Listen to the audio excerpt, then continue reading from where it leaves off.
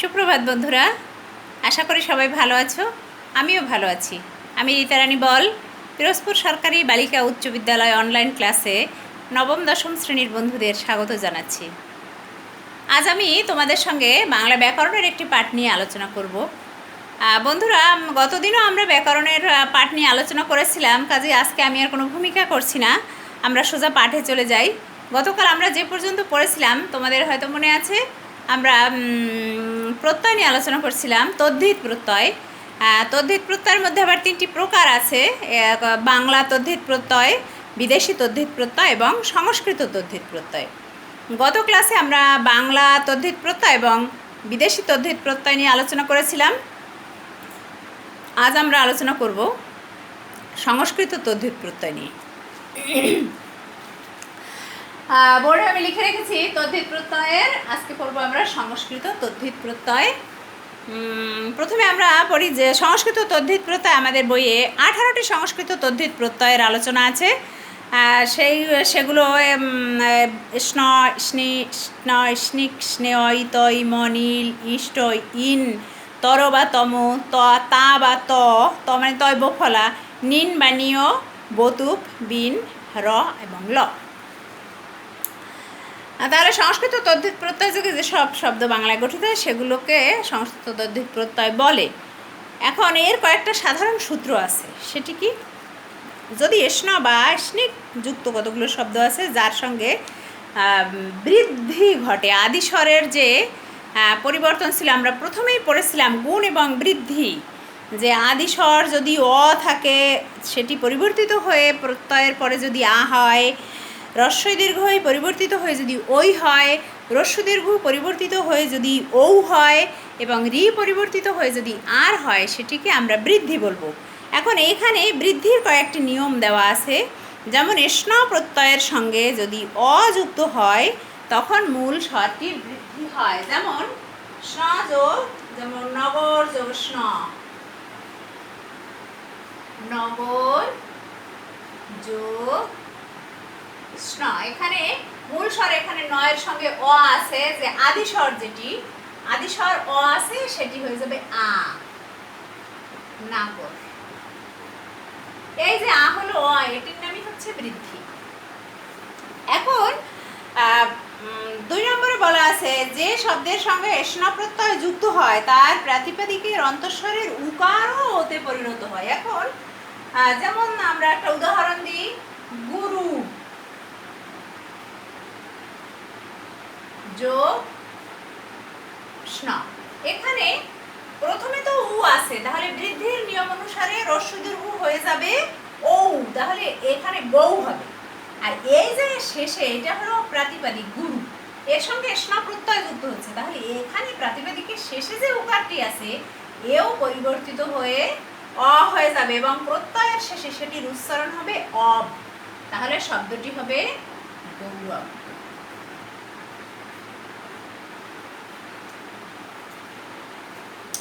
দুটি শব্দের দ্বারা গঠিত সমাসবদ্ধ শব্দের অথবা উপসর্গযুক্ত শব্দের সঙ্গে তদ্ধিত প্রত্যয় যুক্ত হয়ে উপসর্গ সহ শব্দের বা শব্দ দুটির মূল স্বরের বৃদ্ধি হয়। এটির উদাহরণ লিখি, পরলোক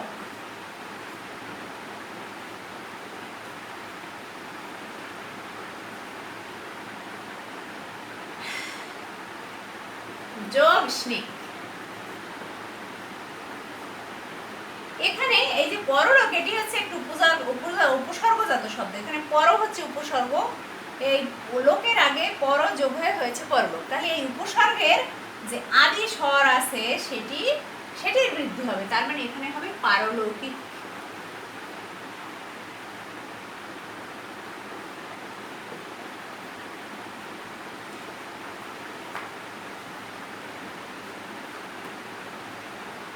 কিন্তু এখানে একটি ব্যতিক্রমও আছে। ব্যতিক্রমটি কি? দ্বিবর্ষ, এটি হচ্ছে ব্যতিক্রম।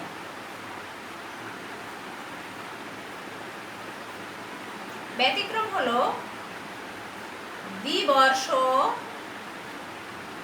যোগ স্নিক। হওয়ার কথা ছিল কি, আমাদের বৃদ্ধির নিয়ম অনুসারে রস্বীকার হয়ে যাবে ওই, তাহলে হওয়া উচিত ছিল দ্বৈবার্ষিক, কিন্তু দ্বৈবার্ষিক না হয়ে এটি দ্বিবার্ষিক থাকবে, এখানে কোনো বৃদ্ধি হবে না।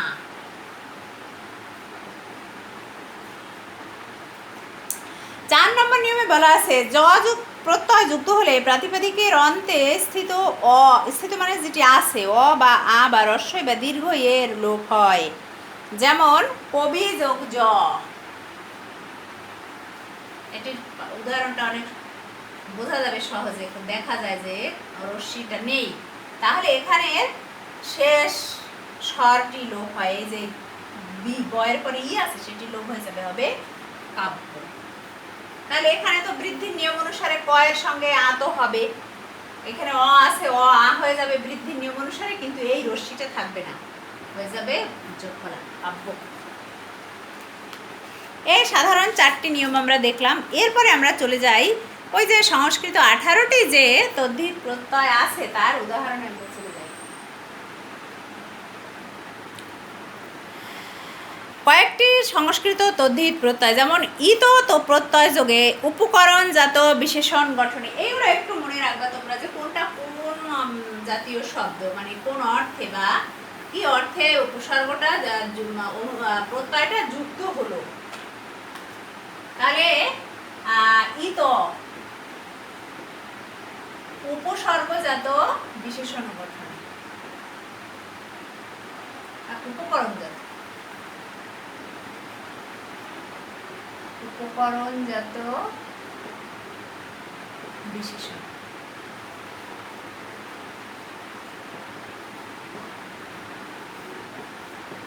বিশেষণ গঠনে আছে কুসুমিত,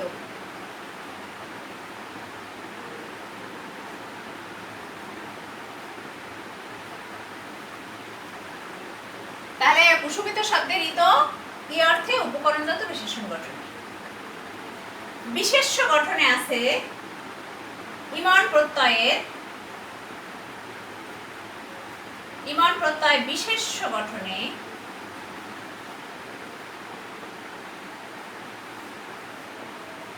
বিশেষ্য গঠনে আছে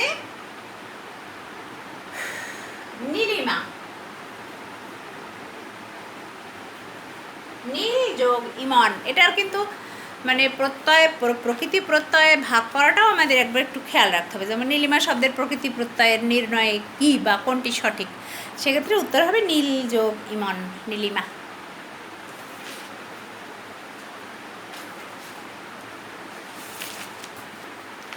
এরপরে ইল প্রত্যয় যোগে আবার ওই উপকরণজাত বিশেষণ গঠনে আছে পঙ্কিল।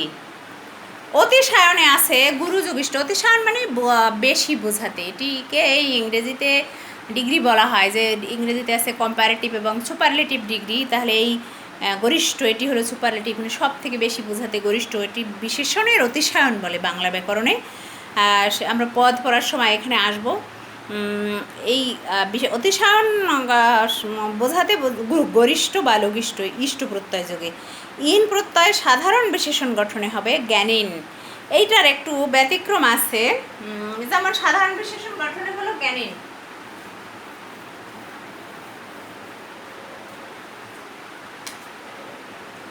ইন প্রত্যয় সাধারণ বিশেষণ গঠনে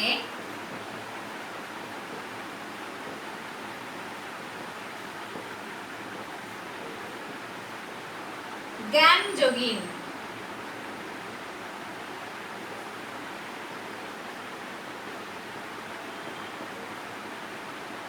এটি হবে জ্ঞানীন, জ্ঞানীন। কিন্তু যদি কর্তৃকারক বোঝায় তখন হবে জ্ঞানী, যেমন জ্ঞান যোগ ইন একই কিন্তু জ্ঞানী, এটি হলো কর্তৃকারক হলে, কর্তৃকারক হলে, কর্তৃকারক হলে হবে জ্ঞান যোগিন জ্ঞানী, তখন দীর্ঘী হয়ে যাবে।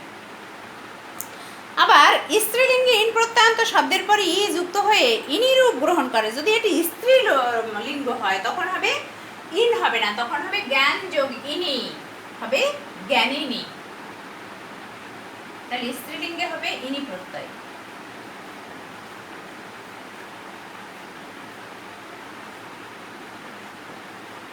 জ্ঞান যোগ ইনি হবে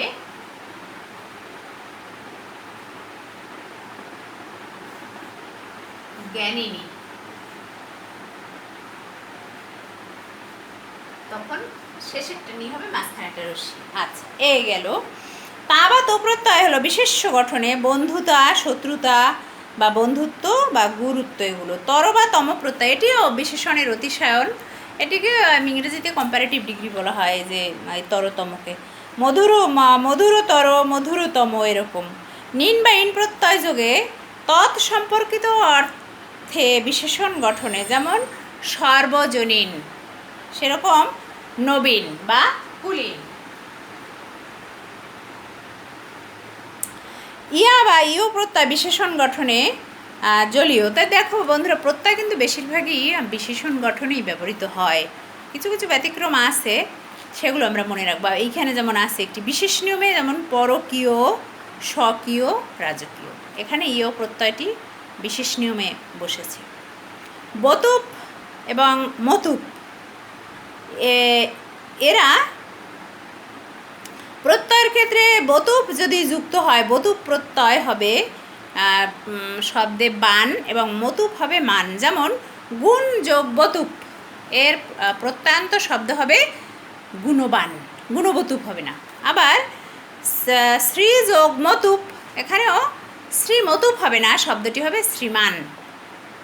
বিন প্রত্যয় হলো আছে অর্থে বিশেষণ গঠনে, যেমন মেধাবিন, মেধা যোগ বিন, মেধাবী মানে মেধা আছে। তাহলে মেধাবী শব্দটি বিন প্রত্যয় কোন অর্থে? আছে অর্থে। এটি দেখি, বিন প্রত্যয় আছে অর্থে।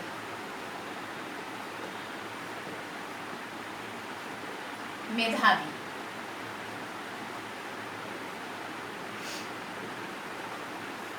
প্রকৃতি প্রত্যয় হলো মেধা যোগ বিন, মেধা যোগ বিন। সেরকম মায়াবী, মায়া আছে। তারপরে তেজস্বী, তেজ আছে। যশস্বী, যশ আছে, এই অর্থে। র প্রত্যয় বিশেষ্য গঠনে, যেমন মধুর, মুখর। ল প্রত্যয় বিশেষ্য গঠনে শীতল, বৎসল। স্ন প্রত্যয়, এটা নানান অর্থে আছে, এগুলো লিখতে হবে আমাদের।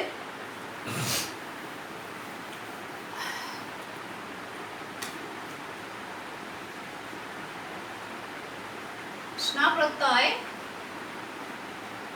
প্রত্যয় লিখছি না উপরে, এতবার প্রত্যয় প্রত্যয় আছে। আচ্ছা, অবত্য অর্থে, অবত্য মানে সন্তান স্নেহ। অবত্য অর্থে এগুলো একটু মনে রাখবো বন্ধুরা। যেমন মানব, যাদব। মনু যোগে স্ন, মানব।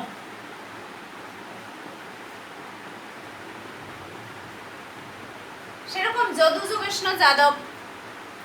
উপাসক অর্থে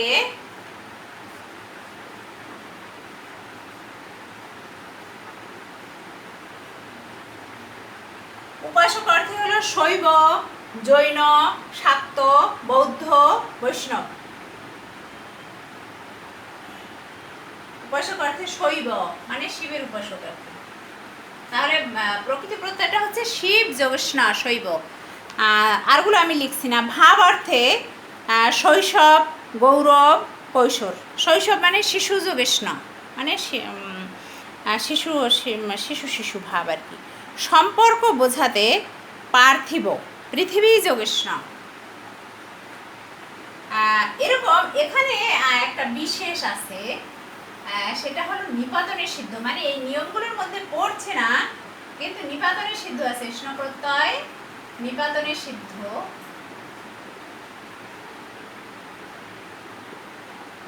সেটি হচ্ছে সৌর, সূর্য যোগ স্ন, সৌর।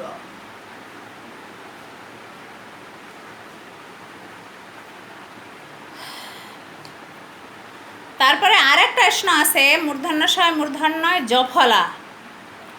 এখানে অপত্য অর্থে আছে মনুষ্য। স্ন প্রত্যয় অপত্য অর্থে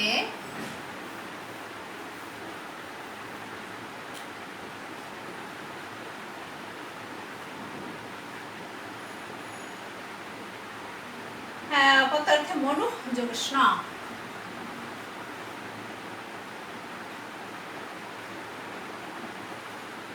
হলো মনুষ্য, একেবারে খাঁটি তৎসম শব্দ মনুষ্য, মনুষ্য থেকে মানুষ। আচ্ছা, সেরকম যমদগ্নির স্ন মানে যমদগ্নির পুত্র, মনুর পুত্র হলো মানুষ, মানে যেমন ওই যে আদম হলো আদিমানব, সেরকম সনাতন ধর্মে মনু হলো আদিমানব, মনুর পুত্ররা সবাই হলো মানুষ। সে অর্থে যমদগ্নি একজন রাজা ছিলেন, তার পুত্র হলো যমদগ্ন। ভাবার্থে আছে সৌন্দর্য, শৌর্য, ধৈর্য, কৌমার্য।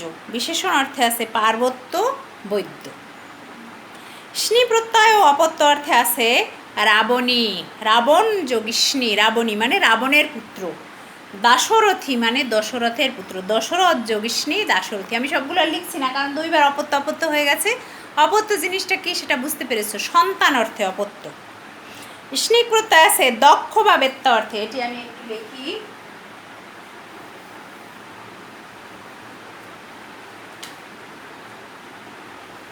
স্নিক প্রত্যয় দক্ষ বা বেত্তা, বেত্তা মানে যিনি জানেন, বিদ। যেমন আছে ওই যে বেদ যোগিষ্ণিক বৈদিক, এটা মনে রাখবা বিশেষ করে, বেদ যোগ স্নিক হলো বৈদিক। কোন অর্থে তদ্ধিত প্রত্যয় যুক্ত হয়েছে, দক্ষ বা বেত্তা অর্থে। এটি হলো আমাদের মনে রাখার বিষয়। আরও আছে দুটি উদাহরণ, সাহিত্যিক, সেরকম আছে বৈজ্ঞানিক। বিষয়ক অর্থে আছে সামুদ্রিক, নাগরিক, মাসিক, ধার্মিক, সামরিক, সামাজিক। এখানে বিশেষণ গঠনেও আছে, এটা এটা লিখে রাখি, এই একটা পাওয়া গেল সাধারণ নিয়মে। বিশেষণ গঠনে আছে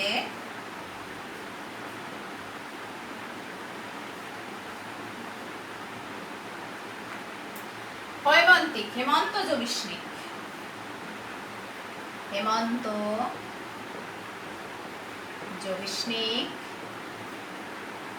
হৈমন্তিক মানে হেমন্তকালের।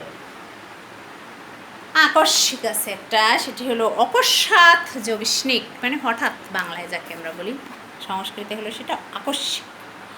স্নেহ প্রত্যয় যোগে আছে ভাগিনেয়, ভগিনী যোগ স্নেহ। ভাগিনেয় মানে ভগিনী মানে বোন, বোনের পুত্র হলো ভাগিনেয়, স্নেহ। অগ্নি যোগে স্নেহ আগ্নেয়, বিমাতা যোগে স্নেহ বৈমাত্রেয়। বৈমাত্রেয় মানে সৎ, সৎ ভাই বোন আর কি। তাহলে এই 18টি সংস্কৃত তদ্ধিত প্রত্যয় বন্ধুরা এই পর্যন্তই মোটামুটি। এখান থেকে আমরা খেয়াল করব যে এখানে বৃদ্ধির যে 4টি বিশেষ নিয়ম দেওয়া আছে সেগুলো একটু খেয়াল করব। এখানে কয়েকটা উদাহরণ দেওয়া আছে, কোনটি কোন নিয়ম অনুসারে হয়েছে সেটি একটু জটিল আকারে হতে পারে প্রশ্ন। তোমরা যদি বইয়ের উদাহরণগুলো একবার দুইবার পড়ো তাহলেই মোটামুটি আয়ত্তে এসে যাবে। আর এখানে আছে কয়েকটি সংস্কৃতের মধ্যে ঈদ প্রত্যয় কোন নিয়মে, যেমন তরঙ্গিত, এখানে ঈত প্রত্যয়টি কোন অর্থে ব্যবহৃত হয়েছে, উত্তর হবে উপকরণজাত বিশেষণ গঠনে। আবার নীলিমার ইমান প্রত্যয়টি কোন অর্থে যুক্ত হয়েছে, বিশেষ্য গঠনে। আবার গরিষ্ঠ, এখানে ইষ্ট প্রত্যয়টি কোন অর্থে, অতিশায়ন বোঝাতে। তারপরে যেমন জ্ঞান যোগ ইন, জ্ঞানী নয় দীর্ঘী, এটি কোন অর্থে ই প্রত্যয় হয়েছে, কারক বোঝাতে এরকম। বা কর্তৃকারকে ইন প্রত্যয়ের শেষের ইন কী রূপ গ্রহণ করে, দীর্ঘই রূপ, এরকম হতে পারে। সেরকম তা বা ত প্রত্যয় হলো বিশেষ্য গঠনে। আচ্ছা, তারপরে মধুরতর বা মধুরতম, এখানে তর বা তম প্রত্যয় কোন অর্থে, অতিশায়ন অর্থে, এরকম আর কি প্রশ্নগুলো হতে পারে। তারপরে রাজকীয় কোন অর্থে তদ্ধিত প্রত্যয়, বিশেষ নিয়মে, এটি একটি প্রশ্ন হতে পারে। তারপরে মেধাবী, এখানে বিন প্রত্যয় কোন অর্থে যুক্ত, বিশেষণ গঠনে। সেরকম স্না প্রত্যয়, যেমন মানবের স্না প্রত্যয়টি কোন অর্থে যুক্ত হয়েছে? অপত্য অর্থে। শৈব এর স্না প্রত্যয়টি কোন অর্থে যুক্ত হয়েছে? উপাসক অর্থে। তারপরে সম্পর্ক বোঝাতে গেল আরেকটি আছে, যেমন মনুষ্য, এখানেও স্না প্রত্যয়টি যুক্ত হয়েছে অপত্য অর্থে। সেরকম দক্ষ বা বেত্তা অর্থে, যেমন বৈদিক শব্দের স্নিক প্রত্যয়টি কোন অর্থে যুক্ত হয়েছে? দক্ষ বা বেত্তা অর্থে। সেরকম বিশেষণ গঠনে, যেমন হৈমন্তিক, এখানে স্নিক প্রত্যয় কোন অর্থে যুক্ত হয়েছে? বিশেষণ গঠনে। এই মোটামুটি যদি দুই একবার পড়ে নাও তোমরা, তাহলেই বিষয়টা সহজ হয়ে যাবে বন্ধুরা। তাহলে পরবর্তী দিন আমরা ব্যাকরণের আরেকটি পাঠ নিয়ে আলোচনা করব। সে পর্যন্ত ভালো থেকো সবাই। ধন্যবাদ সবাইকে।